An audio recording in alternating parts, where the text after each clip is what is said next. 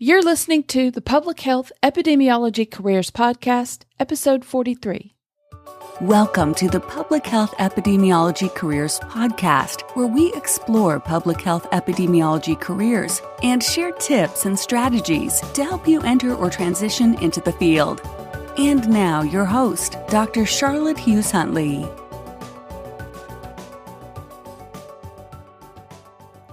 Greetings, everyone, and thank you for joining me on this episode today. Special hello to all of my friends at Paradise Moon 100 Radio. I really appreciate you guys for tuning in.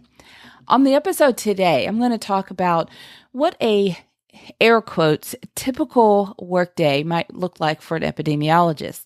I'll explain the air quotes a little bit later, but before I dive into this topic, I'd like to point out that this episode is sponsored by Public Health Careers Workshops. Now, if you haven't checked into the Public Health Careers Workshops, you really need to do that. They were designed and inspired by some comments and feedback from members of our community. My colleagues and I got together and came up with a way that we could help some of the people who really wanted to go a little bit more into a particular topic and address some of the challenges. Some of the common challenges were lack of experience in public health, the fast pace of the coursework, and just limited time for application of what they were learning in the classroom. So they wanted to go a little bit deeper in some specific topics with some actionable key takeaways so they could jump in, get the information, and then be able to apply it right away, or have it really enhance the coursework and help gain, a deeper understanding of a topic. So we have 6 workshops at this time. And if you go over to drchuntley.com/workshops, you'll be able to view all of the workshops. Some are designed to help you get experience. Some are designed to just enhance knowledge or gain a skill on a particular topic, but they're all valuable. And they were all voted on by members of the community as being areas of specific interest in wanting to learn more. So visit drchuntley.com/workshops. And you can see the workshops that are available and register, and they're available on demand. So check that out for sure. Now, the topic today was sort of inspired, I guess would be a good word, was inspired by a conversation that I noticed in one of our groups, the Facebook group specifically. And one of the members of the group posted a question, and then several other members began to respond, and I just kind of watched and read the responses, and I really wanted to let that conversation go without jumping in, but I was really intrigued. So let me just read part of the conversation. So let's see, Arene asked a question. She wanted to know, she said, started out by just explaining that she just completed an undergraduate degree in life sciences, and that she's interested in pursuing a master's degree in public health, specifically epidemiology. And she wanted to know if there was any sort of preparation. She was really asking the group, is there something that she should be doing to really help her, get some certain experience that would give her an advantage going into a master's program? Then she also wanted to know that, if anyone had any advice regarding epidemiology, like what does she need to know what would be something that she would need to know to give her an advantage, to be, better prepared. And then what's a typical day like? And that's the part that stuck with me. She said, what's a typical day like for you if you're an epidemiologist? And then she went on to ask a few other questions, like what made you want to pursue epidemiology? And then she just really wanted the feedback from people in the group who were in that role, and just, to kind of help her with her thought process. So I really liked the question. I liked the way she framed it and put the information out. And there were several responses. And there were some that just suggested that she focus on a certain area, maybe focus on a specific disease type, or made suggestions about where she can focus.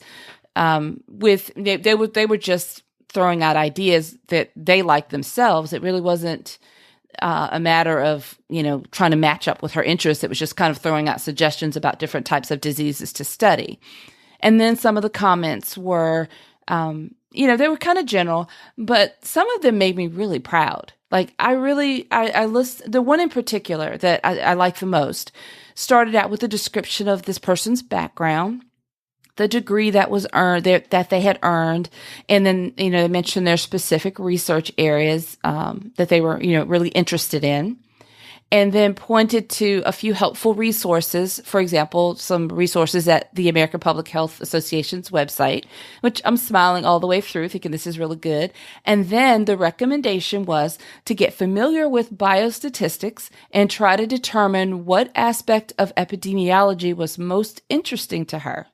Now that I loved, because if you've listened to this podcast any length of time, you know I am always emphasizing and encouraging you all to find out what your passion is for public health. What are your interest areas? If you can pinpoint, narrow down what you're really interested in, then that drives everything else. So when I read that, I was thinking, yes, she's got it.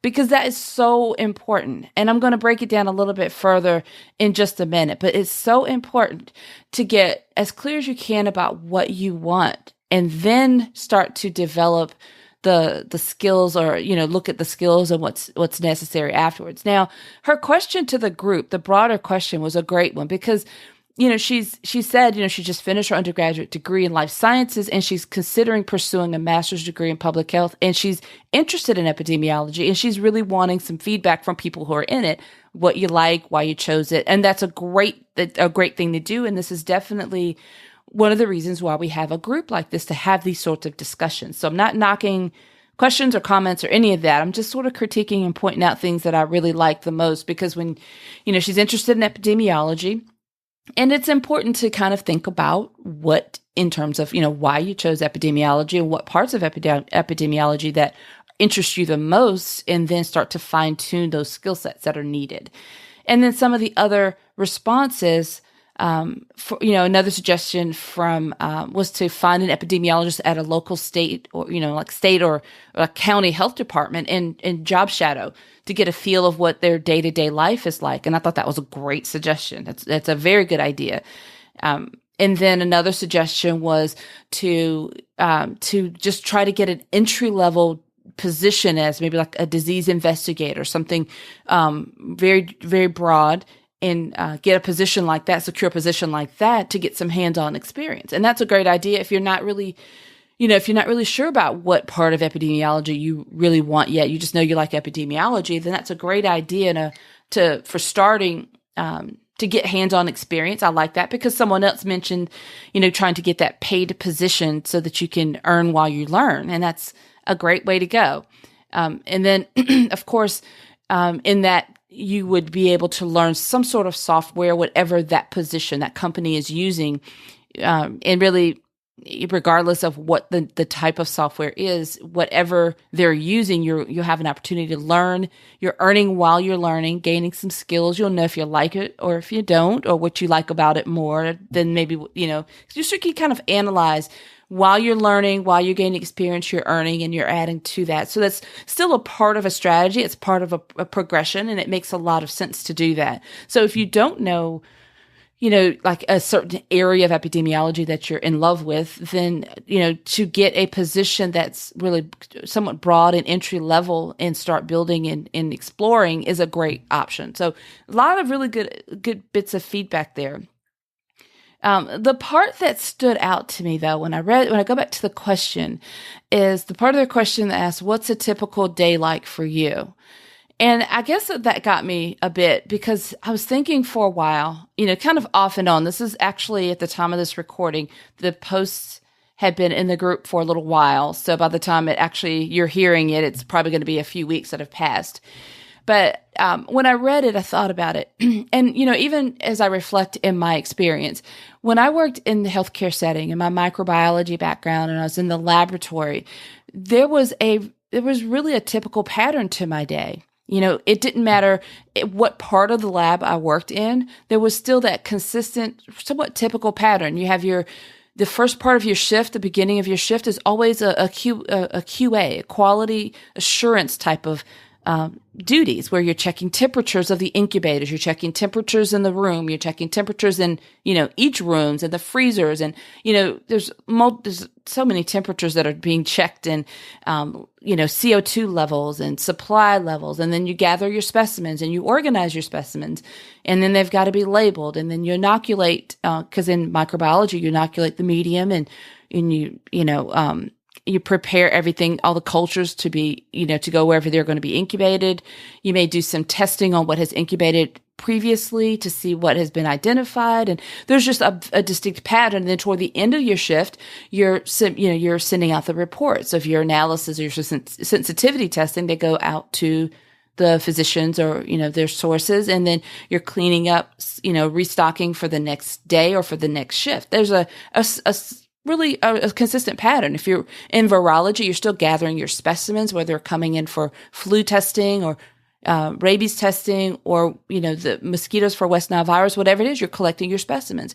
And then you have that analytical part of the day, and then you have that reporting part of the day and the cleanup. And that's a pattern. As an epidemiologist, I don't know that there's really a pattern because it really depends on what area you're in. It depends on what your focus and what you're doing. So the consistent parts would be what some of the colleagues in the group responded to our question, saying, have a strong foundation of biostatistics. That's consistent. I would say being able to, really have that understanding of those foundational epidemiology, what's provided to you in that coursework, those things are going to have to be sharpened, but definitely a strong understanding, a grasp of biostatistics. Even if you have the strong understanding and practical implications of the most basic biostatistical analyses, that's great. Even if you don't know some of the software, if you just have that basic understanding, you've got to have that across the board. But from that point on, it really does depend on where you are. So, for example, there's several different types of epidemiology areas to specialize in certain different places that epidemiologists can work. And by no means am I going to be able to list them all here, but just to give you a couple of examples and ideas, you've got infectious disease epidemiologists who may collect and analyze data collected from specimen samples, for example, and work through hospitals or health departments. And they deal with primarily like infection control. So if you're thinking about in a hospital setting, an epidemiologist may track and trace outbreaks or patterns with MRSA to control infections of Staphylococcus aureus, the methicillin-resistant Staphylococcus aureus infections that are within the hospitals, because we have those that are born and passed along through the inpatient setting, and then you have those that are contracted from outside of the hospital that are brought in for testing, and then those specimens have to be isolated and tracked. So an epidemiologist who's an infectious disease epidemiologist within a hospital is going to have a very different day-to-day routine and structure and pattern than, say, a field epidemiologist who's looking at outbreaks outside of a hospital setting. They may be like when we had a previous episode where Dr. Pevsner came in and talked about the EIS program through CDC, the Epidemic Intelligence Service. So those are field epidemiologists. So they're going to go out into the field, out into the communities, and investigate outbreaks of diseases to identify, patterns or just the source and talk to the people, get involved in the community. So their day-to-day activities are going to look very different than that one that I just described from the hospital setting for infectious disease, for example. They both may be infectious disease investigations, but the setting of the hospital and the pattern of their day-to-day may look very different than the field epidemiologist. And then also the field epidemiologist may be looking at things like relief or investigating injuries from disasters. That's what I'm trying to say. So we have natural disasters, hurricane, floods, or other types of disasters that cause injury. Well, there are epidemiologists, field epidemiologists, who are going to go out and look at observations and have surveillance and collect data and organize that information. And their day-to-day activities are all over the place because by nature, they're responding to disasters, which sometimes we don't know in advance that that's coming. So their day-to-day activities will be very different. And then you've got the clinical trials epidemiologists, although those within the pharmaceutical industries. So you may have epidemiologists involved in the full spectrum and the range of the drug development. It may be from the early phase, the research in background and analysis of a disease.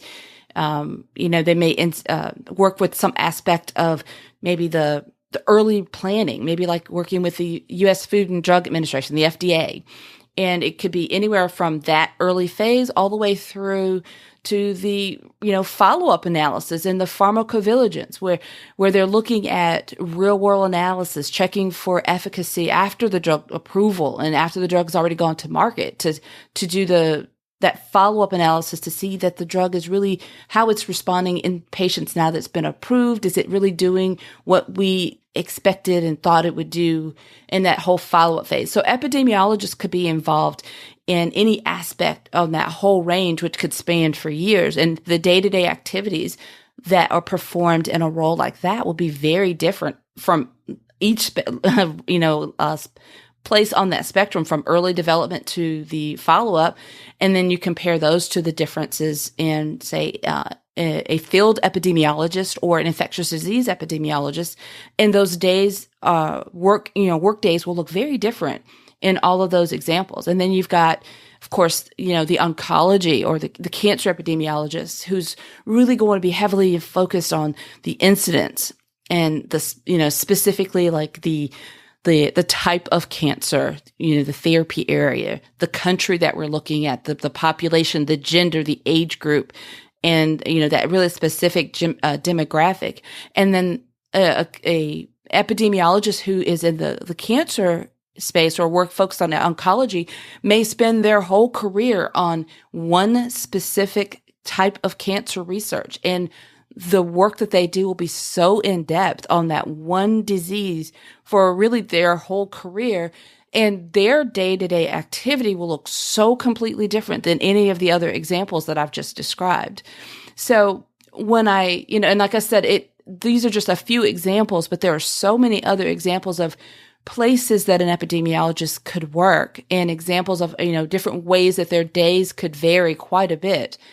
We also had on the show Dr. Elam Evans. She works for the CDC and she's a reproductive epidemiologist, and she described in great detail a lot of her day-to-day activities. And what she described is very different, may look very different than what I would describe in my typical day. And then again, with some of the other examples that I've given you here. So it's still, I guess that's why I got a little stuck at that part of the question when asked for a typical day. I don't know that there's a typical day until you get really specific about the type of epidemiology work that you want to do. But having said that, I do agree with the feedback that's already been provided in the group, in that you really should have those strong analytical skills. Biostatistics, of course, the understanding of epidemiology, but any work that you can do and any experience that you can gain in the area of applied biostatistics would be really helpful in any role in epidemiology. So, yep, a good portion of your day will be crunching the numbers and trying to interpret what those numbers mean and what that analysis is, how to relate it. So I hope that's been helpful. I really like seeing those types of conversations in the group.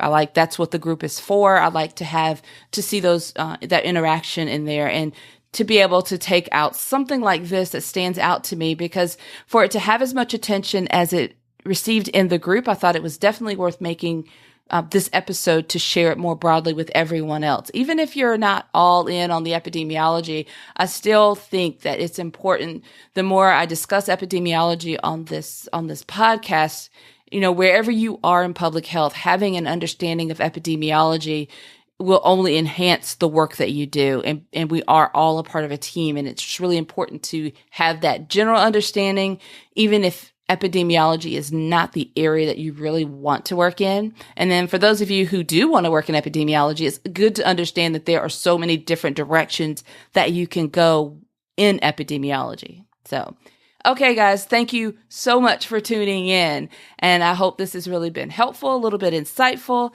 And until the next time, you guys have a fantastic rest of your day.